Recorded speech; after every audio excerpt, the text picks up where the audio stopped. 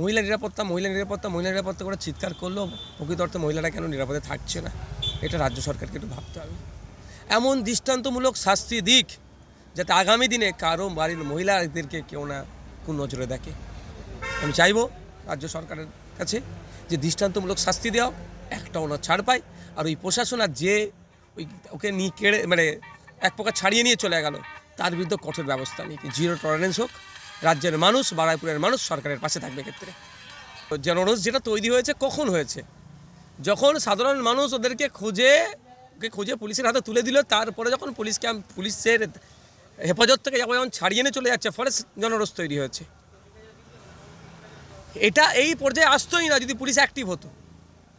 Police তো প্রথম খোঁজার চেষ্টা করেনি বা খুঁজে পায়নি, জনগণ সেটাকে উদ্ধার করে দিল, তারপরে পুলিশ ছেড়ে দিল। এখানে এই দায়ভার তো পুলিশকেই নিতে হবে, অন্যের গায়ে কোনোভাবেই চাপানো যাবে না। এটা তো তৃণমূল আমল চলছে না, তৃণমূলের আমলে তো পুলিশের গাফলতি, মিসিং ডায়েরি করে নিত না, দেখছি করতে করতে ক্ষতি হয়ে গেল। জয়নগরে খেয়াল নেই আমাদের, জয়নগরের কেসটা দামিয়ে গিয়েছিলাম ওদের বাড়িতে।